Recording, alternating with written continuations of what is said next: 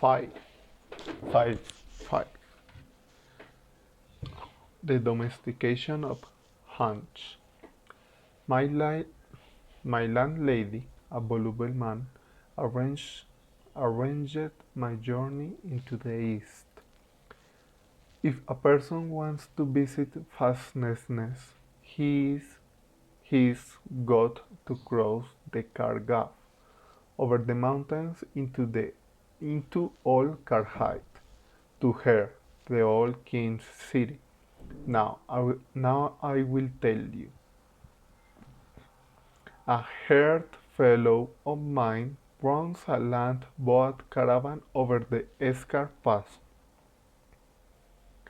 and yesterday he was telling me over a cup of orange that they are going to make their first trip this summer on Geteni Osme, it having been such a warm spring and the road already cleared up to Egohar, and the plows will have the pass clear in another couple days.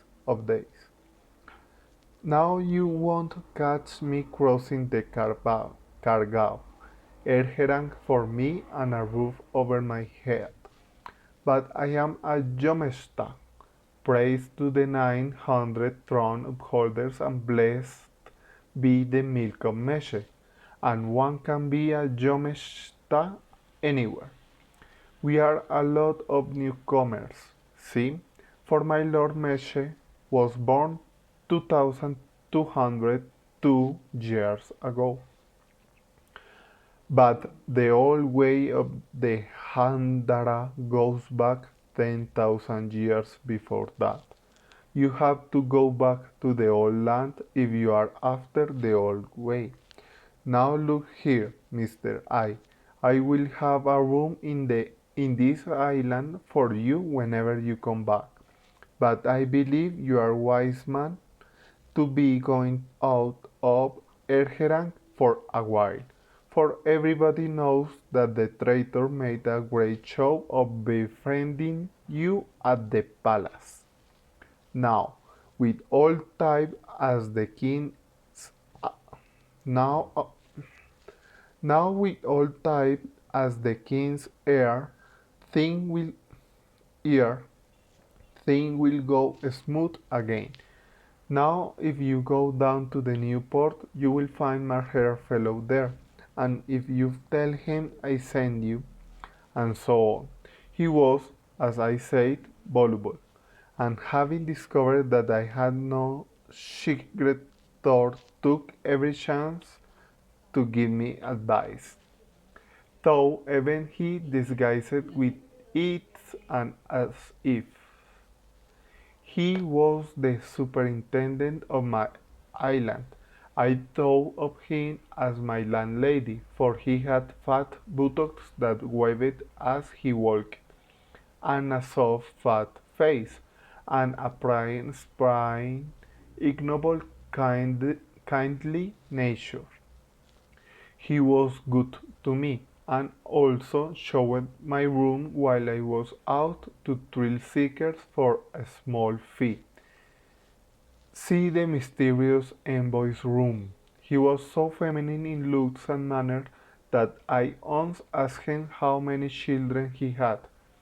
He looked glum. He had never borne any. He had, however, sired 4. It was one of the little jokes I was always getting. Cultural, cultural shock was nothing much compared to the biological shock I suffered as a human male among human beings who were 5/6 of the time hermaphroditic neuters. The radio bulletins were full of the doings of the new Prime Minister, Pemer Harge, Rem Ir Tibet. Much of the news concerned affairs up north in the Synod Valley. Tibet evidently was going to press Karhait's claim to that region, precisely the kind of action which on any other world at this stage of civilization would lead to war, but on getting nothing led to war. Quarrels, murders, feuds, forays, vendettas, assassinations, tortures, and abominations. All these were in their repertory of human accomplishments. But they did not go to war. They lacked, it seemed, the capacity to mobilize. They behaved like animals in that respect, or like women. They did not behave like men or ants. At any rate, they never yet had done so. What I knew of Orgeren indicates that it had become, over the last 5 or 6 centuries, an increasingly mobilizable, mobilizable, mobilizable, mobilizable,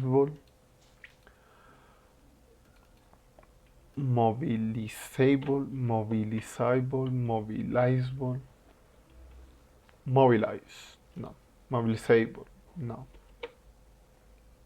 mobilizable, mobilizable, an increasingly mobilizable society. Okay, all right.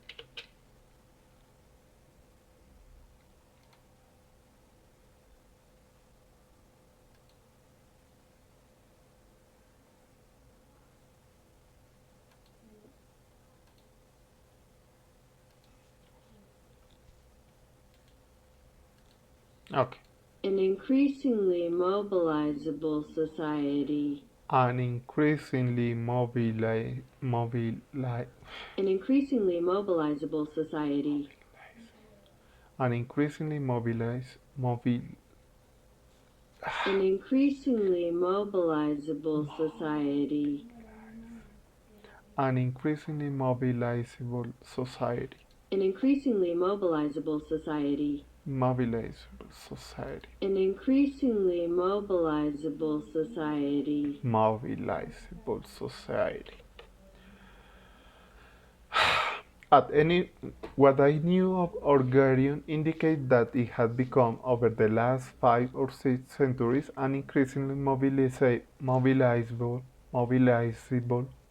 society, a real nation state. The prestige competition, heretofore mostly economic, might force Carhide to emulate its larger neighbor, to become a nation instead of a family quarrel, as Straven has said. To become, as Straven had also said, patriotic. If this occurred, the Athenians might have an excellent chance of achieving the condition of war. I wanted to go to Orgerin and see if my guesses concerning it were sound, but I wanted to finish up with Carhide first. So I sold another ruby to the scar-faced jeweler in N Street, and with no baggage but my money, my ensemble, a few instruments, and a change of clothes, set off as passenger on a trade caravan on the first day of the first month of summer. The land boats left at daybreak from the wind-swept loading yards of the new port. They drove under the arch and turned east, 20 bulky, quiet-running barge-like trucks on caterpillar treads, going single file down the deep streets of Ergerang through, through the shadows of morning. They carried boxes of lenses, reels of sound tapes, spools of copper and platinum wire, bolts of plant fiber, cloth raised and and woven in the west fall. Chests of dried fish flakes from the Gulf, crates of ball bearing and other small machine parts, and 10 truckloads of Orgota Cardiac grain, all bound for the Perrine storm border, the northeast corner of the land. All shipping of the great continent is by these electric powered trucks, which go on barges on the rivers and canals where possible. During the deep snow months, slow tractor plows, powered sledges, and the erratic ice chips on frozen rivers are the only transport beside skis and man-hauled sledges. During the thaw, no form of transport is reliable.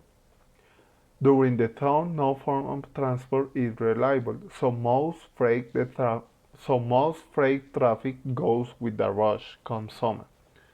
The roads, the roads then are thick with caravans. Traffic is controlled. Each vehicle or caravan being required to keep in constant radio touch with checkpoints along the way. It all moves along, however crowded, quite steadily at the rate of 25 miles per hour. The run. Getanians could make their vehicles go faster, but they do not. If asked why not, they answer why. Like, like asking Terrans why all our vehicles must go so fast. We answer why not. No disputing tastes, tastes, tastes, taste, tastes, tastes, tastes, tastes. Terrans tend to feel they got to get ahead, make progress. The people of winter who always live in the year one feel that progress is less important than presence. My tastes were Terran. And living in Erenrang, I was impatient with the methodical pace of the caravan. I wanted to get out and run. I was glad to get clear of those long stone streets overhung with black steep roof and innumerable towers. That sunless city where all my chances, chances, chances, chances, chances,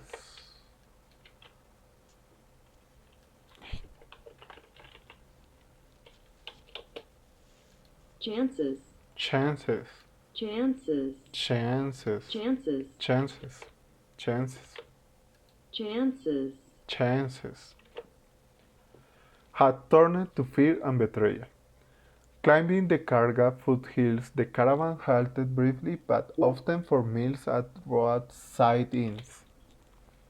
Along, along, along in the afternoon, we got out first full view of the range from a foothill summit. We saw Costo, which is 4 miles high from foot to crest. The huge slant of its western slope hid the peaks north of it, some of which go up to 30,000 feet. 30,000 feet. South from Castor, one peak after another stood out white against a colorless sky.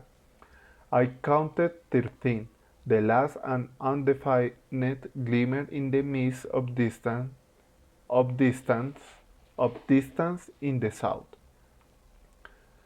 The driver named the 13 for me and told me stories of avalanche and landboats blown off the road by mountain winds and snowplow crews marooned for weeks in inaccessible heights, and so on, in a friendly effort to terrify me.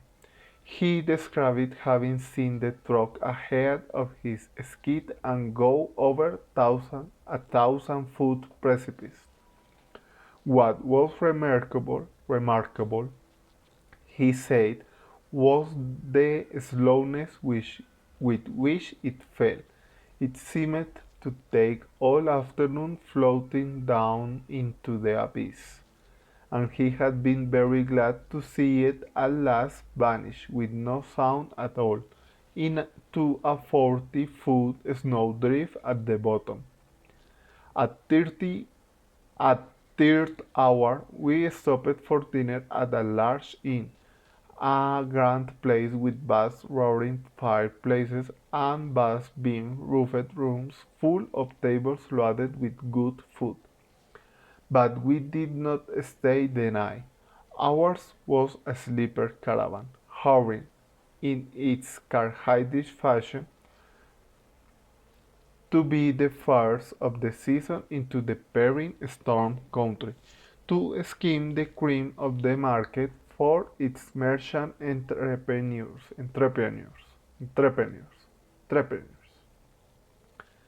The truck batteries were recharged, a new chief of drivers took over, and we went on. One truck of the caravan served as sleeper for drivers only, no beds for passengers. I spent the night in the cold cab of the hard seat, with one break alone near midnight for supper at a little inn high in the hills. Cartwright is no country for comfort. At dawn, I was awake and saw that we had left everything behind except rock and ice and light, and the narrow road always going up and up under our treads. I thought, shivering, that there are things that outweigh comfort, unless one is an old woman or a cat. No more inns now among these appalling slopes of snow and granite. At meal times the landboats came silently, silently to a halt one after the other on some 30-degree snow-encrusted grade, and everybody climbed down from the cabs and gathered about the sleeper, from which bowls of hot soup were served, slabs of dried bread, apple, and sour beer in mugs. We stood about stamping in the snow, gobbling up food and drink, back to the bitter wind that was filled with a glittering dust of dry snow. Then back into the landboats and on and up. At noon in the passes of Wehot, at about 14,000 feet, it was 82 Fahrenheit in the sun and 13 grades in the shade. The electric engines were so quiet that one could hear avalanche grumble down immense blue slopes of the far side of Champs 20 miles across.